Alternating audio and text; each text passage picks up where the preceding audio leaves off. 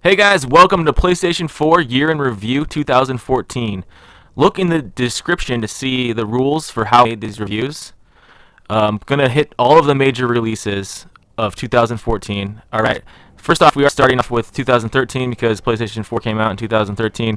Anyways, to start it off, this game came out on November 15th, and it's Assassin's Creed 4 Black Flag. It was pretty well received. It has the multiplayer in it. It has basically it's a pirate game along the lines of Assassin's Creed. And if you played any Assassin's Creed game, you'll know what to expect. But this has, as you can see, it has sailing of ships and other factors. Pretty well received game. Alright, next game up is Call of Duty Ghosts. This game was somewhat a low note for Call of Duty series. You have a dog in it. It's played more of like a post-apocalyptic kind of world where you're scavenging for, it's more of a solo type isolation type game. Overall, yeah, that's it. Okay, next we got Contrast. This Contrast was an indie game, and this was actually one of the free games for PlayStation Plus. There's a number of games on this list that are free for PlayStation Plus, so I'll mention that. Yeah, this game, you're in France, and it's kind of trying to be like a platformer puzzler game. You can use the shadows. You have to use the shadows, go into the shadows to platform around. It's basically a story platformer game. But I'll make sure as we get up to these other games that I'll tell you the games I absolutely recommend that you must play. So far there hasn't been any.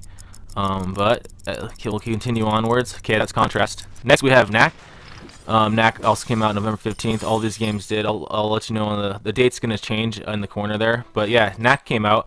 Knack was a linear action game. It is very linear, and people, I think, were kind of disappointed with that. It's pretty cheap to find now, but the graphics are good on it, and the good parts about it are, yeah, I mean, there's a fun little action game, but ultimately I don't think it had much staying power. Next we had Need for Speed Rivals. This is actually one of the best games on the system still. The graphics are nice. The soundtrack was alright.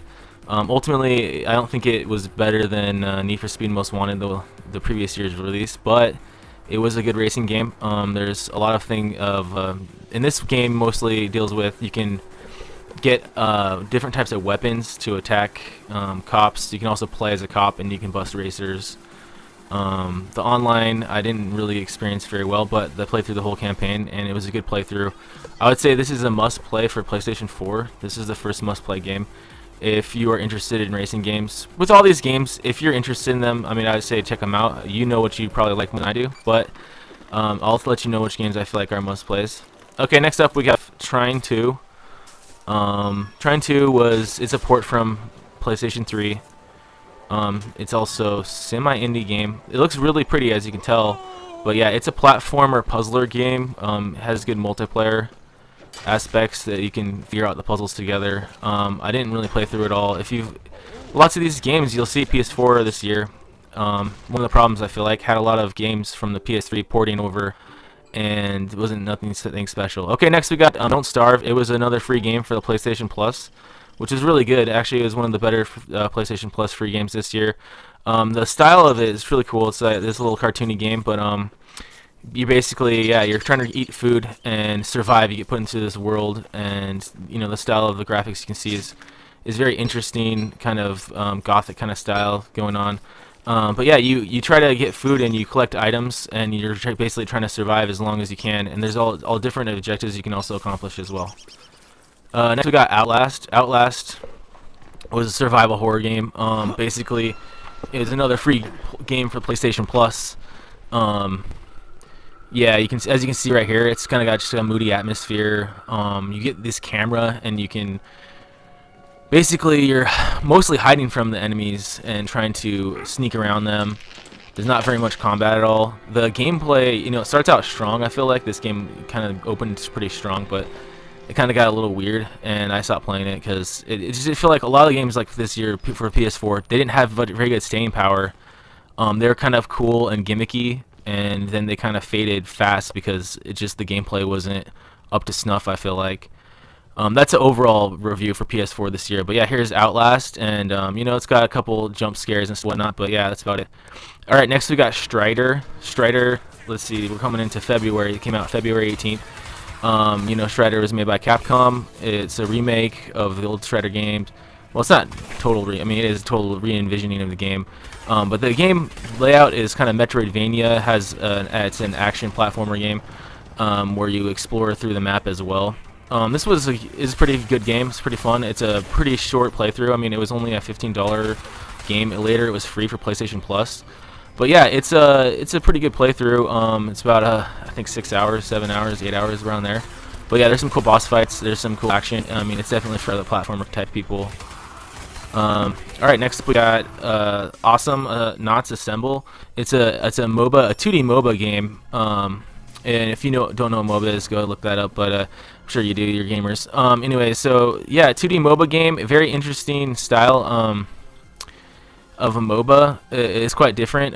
It's fun to play with. If you have a group of friends, play it. It's definitely fun to play. I felt like it was, you know, it has a potential, but the community is not very huge on it, and you know, it does take a little. It just takes a little while to get used to. It's quite different for a MOBA. It's kind of, I feel like the 2D kind of limits the gameplay a little bit, but it is fun. All right, next up we got Dead Nation, and it's basically a re-release from PlayStation 3. This game came out on PlayStation 3. It's actually a really good game. There's some really cool action and cool atmosphere. It's basically a zombie survival shooter, top-down shooter game.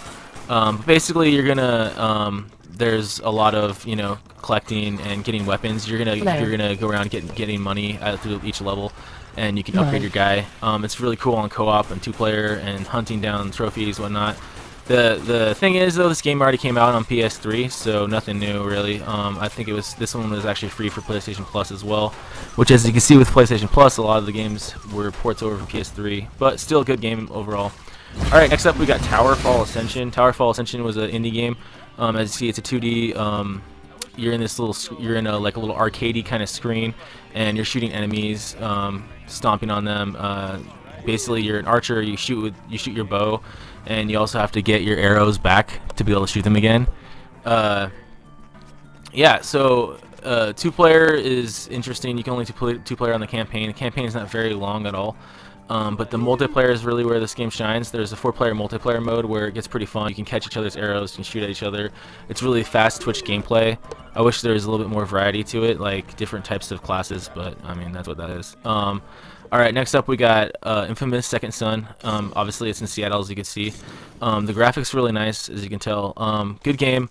It reminded me a lot of Infamous 1. The gameplay, they upgraded a lot of, you know, you get different powers, but honestly, the main thing that's kind of bad about it was all the powers were very similar or the same. The powers didn't feel very distinct. Overall, a decent game to play through, and it's a fun little game to run around and blow stuff up, play through kind of mindlessly. But yeah, I mean, the environments are cool, but I feel like this game just didn't take off. It didn't have the gameplay and the longevity that it could have. So yeah, it kind of just cut short with that. Infamous Second Son. Alright, next up we got Fez. Fez is a 2D indie game. I'm sure you might have heard of this, where you can flip the world 3D like. As you can tell, it's a very colorful, interesting world. There was a lot of time and effort put into the game, the way it looks and stuff, and it does have a really cool, amazing art style to it. You're basically kind of Mario 64 kind of style, like trying to platforming. You're trying to collect these shards of energy that will basically get you further, help you unlock doors to get you further in your adventure, further in your game. Overall, the gameplay, I haven't played all the way through this game, but it is a cool game. It was also free for PlayStation Plus, once again. Yeah, so coming around, Fez came out in March, so yeah, now we're coming around to April for the next release. This game, but yeah, overall, Fez, pretty good game. Okay, next up we have Mercenary Kings. Mercenary Kings, I was really looking forward to it because it was made by the people who made Scott Pilgrim. But yeah, Mercenary Kings, I was looking forward to it. It looks somewhat like a Mega Man, kind of like RPG style adventure, Metroid, you know, exploration game kind of thing. You can play with your friends online, which is really cool, but you know, my friends, they just weren't really into this. If I had a group of friends, this game would have been cool, but it really wasn't. And then not only that, but this game I feel like it was hindered a lot by, it was really confusing on how to get into the missions and like what you were supposed to do, and I just feel like the menu, like the menu screens and just getting into missions and that and whatnot was kind of awkward, I felt like. And you know, the whole game is based around getting more equipment, uploading your gun, getting stronger, but it doesn't really, it's hard to tell whether your gun got better or worse. It just, I don't know, sometimes it just, I don't know. Overall, the game, it seems okay, but oh yeah, plus you fight bosses, like you kind of fight them over and over, and the levels, it kind of reuses levels as well. You kind of go through different levels that are reused. But anyways, that's Mercenary Kings. Is okay. All these games so far were decent games, but I don't feel like anything stood out as a must-play. Other than, I would say, Resogun and Need for Speed Rivals, but I forgot to mention Resogun back at the beginning. But anyways, so moving on a different system. In other news, Xbox One in April 8th came out with Titanfall, and that was a big hyped up game. This game is still not out on PS4. We'll see if it comes out, but yeah, Titanfall came out, and it was really hyped up, and then the hype really faded fast. That's all I gotta say about that. All right, next game is Transistor, and it came out May 20th. Transistor was another indie game, and I think it was like a $15 game on the download. Yeah, Transistor has really beautiful art, really cool soundtrack, really interesting kind of gameplay, but I felt like ultimately it fades pretty quickly. You end up just kind of spamming attacks to kill bosses and enemies. I mean, there's definitely a lot of strategy and things you can use. But yeah, I never completed it because it just kind of lost my interest quickly. Kind of sad that it did. I'm gonna go back and play that one. But anyways, all right. Then after Transistor, the really big release for PS4 was Watch Dogs, and that was on May 27th. I don't have any footage because I didn't play the game, but I feel like Ubisoft, a lot of the games came out with Ubisoft this year. A lot of the games fell really flat, and I mean, hopefully that's not a thing for signs. I think that is actually a sign for things to come. A lot of their games fell really flat, and I feel like Watch Dogs you had a lot of people pre-ordered it, and it was released, but it had a huge I feel like it was kind of just dropped off really fast. You know, Watch Dogs, it kind of died fast. In other news, on May 30th, Mario Kart 8 came out on the Wii U. And I did play that, and it was a really good Mario Kart game. Really good game. That's all I gotta say about that. That'd be a must play if you have a Wii U. All right, next over to June. In June, there's E3. E3 this year, I felt like it was really interesting. Sony did a lot to put out a lot of streams online. There was all sorts of streams online, Sony, Xbox, and Nintendo. Yeah, E3 was really exciting, and they showed off a lot of cool games. There was a pretty good, showing there. But there was a lot of games that people were really hoping for hearing about, like such as Fallout 4, that didn't get announced, and so people were a little bit disappointed. But anyways, moving on for E3, that happened in early June. All right, in June 26th, we had Shovel Knight. Shovel Knight ended up being one of the biggest games of the year. It's an indie game, and it was actually a Kickstarter game as well. It has kind of like Mega Man 2D gameplay. I have yet to play it. It's on the Wii U and other devices. It's coming to PS4 next year. Anyways, that's the Shovel Knight that came out. Alright, the next game up is Rogue Legacy. Came out in July.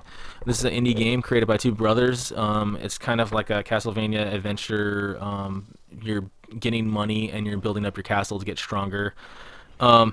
Decent game for the price, I guess, but overall I feel like the game, I would have hoped for I mean, it's procedurally generated, so every time you go into the castle it's different, but ultimately I would have just hoped for a little bit more variety, like in the weapons and in the, I mean, there's all these classes and stuff, but like I would have just hoped for a little bit more variety in the classes. It just, sometimes the class system doesn't really seem like it does that much for you. But yeah, I mean, it was an interesting game. Interesting little playthrough. I'm guessing that eventually it's going to be free on PlayStation Plus. So, anyways. Alright, this video's done, but look for part 2 of 2014 year in review, where I go over some of the bigger releases on PlayStation, such as Last of Us, Plants vs Zombies, Destiny, some of the bigger releases this year. So yeah, just click right here, go to part 2 of the video, and we'll talk some more. See you then. Bye.